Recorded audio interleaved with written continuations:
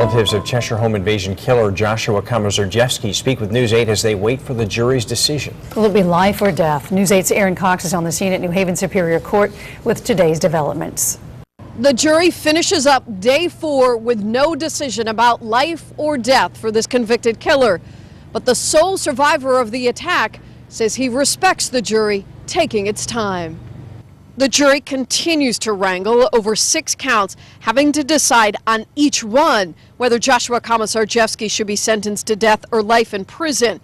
His aunt and his uncle have no preference. No prediction, no expectation. Whatever the jury decides is going to be correct.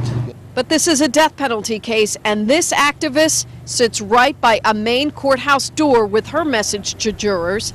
The judge has told jurors no one is rushing them. But the Pettit family continues to wait and see if a second man will end up on death row for the July 2007 home invasion killings of Jennifer Hawk Pettit and her daughters Haley and Michaela. Komazarjevsky waits alone, reading in a basement holding cell. His lawyer, though, sharing this drawing of cats and flowers that Komazarjevsky recently sketched. His aunt and uncle may be here, but it is actually to support the Pettit family. A family forever changed by their nephew.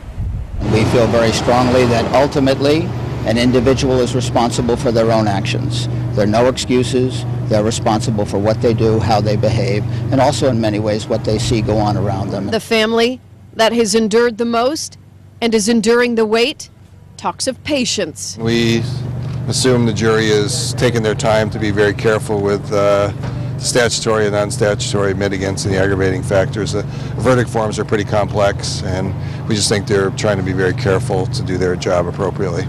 The jury will resume deliberations on Friday, but they're going to start a little later than usual because one juror has a prior commitment. Reporting on the scene outside New Haven Federal Court, I'm Aaron Cox, News 8.